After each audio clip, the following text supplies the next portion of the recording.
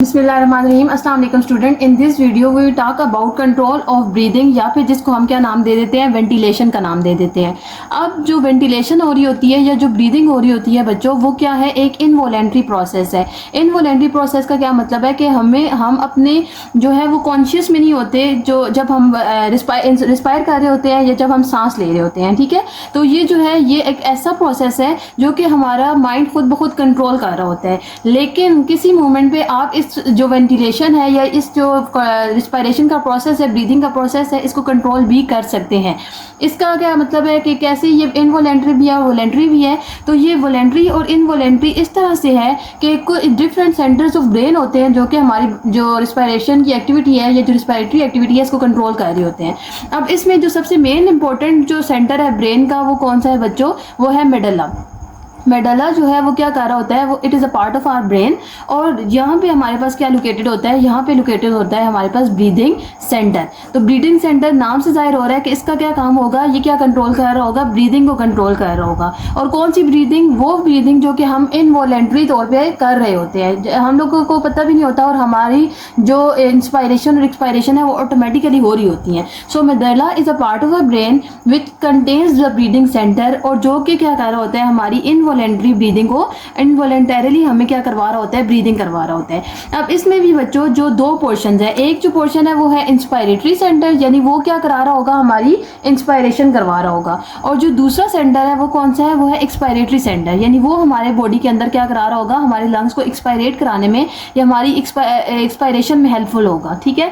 तो अब inspiratory centre की अगर बात करें तो जो वेंट्रल पोर्शन होता है ब्रीदिंग सेंटर का, वो हमारे पास क्या करा रहा होता है, वो इंस्पायरेशन को कंट्रोल कर रहा होता है। मेडुला के दो पोर्शन होंगे, तीन पोर्शन होंगे। जो वेंट्रल पोर्शन होगा वो उसको आप क्या नाम दे देंगे, उसको आप इंस्पायरेटरी सेंटर का नाम दे देंगे।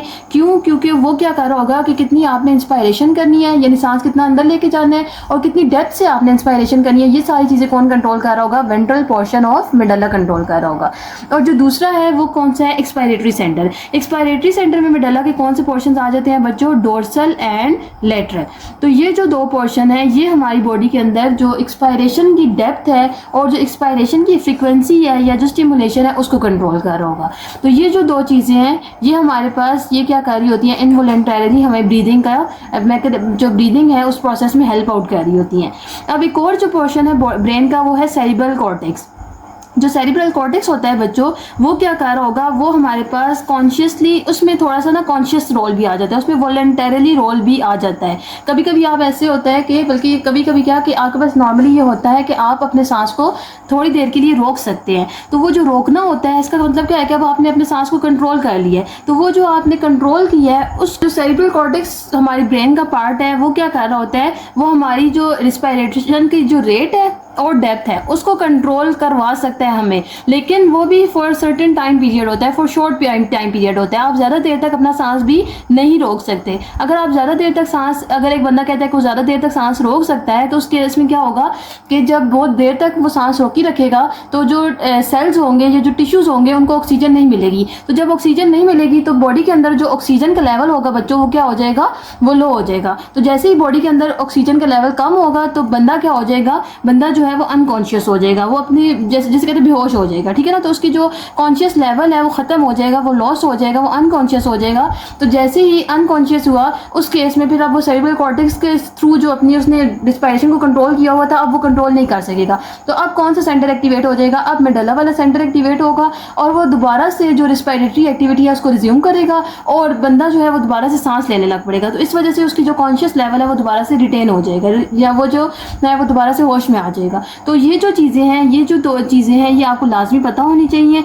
उसके अलावा उन्होंने आपकी बुक में थर्ड चीज़ बताई हुई है लिम्बिक सिस्टम का रोल। लिम्बिक सिस्टम बच्चों रिस्पायरेशन में थोड़ा सा उसका हेल्पफुल होती है, लेकिन ये तब होती है जब बंदा इमोशनल होता है। इमोशन के थ्रू जो रिस्पायरेटरी एक्टिविटी आपके पास चेंज हो रही होती है वो किसके हेल्प से हो रही होती है, लिम्बिक सिस्टम से। जैसे अगर आप लेट्स सपोज अगर आप स्ट्रेस में हैं या फिर आप जो है वो कोई ऐसी इमोशनल स्टेट है, रोने वाली है, इस तरह की कोई चीज़ है, तो आपका जो है वो सांस ज़्यादा फूल जाता है या आप जो है वो तेज़ी से रिस्पायर करने लग पड़ते हैं। तो वो जो इमोशन के साथ लिंक्ड होता है रिस्पायरेटरी एक्टिविटी, वो किसके थ्रू हेल्प हो रही होती है, वो लिम्बिक सिस्टम के through. Limbic system is also a part of brain.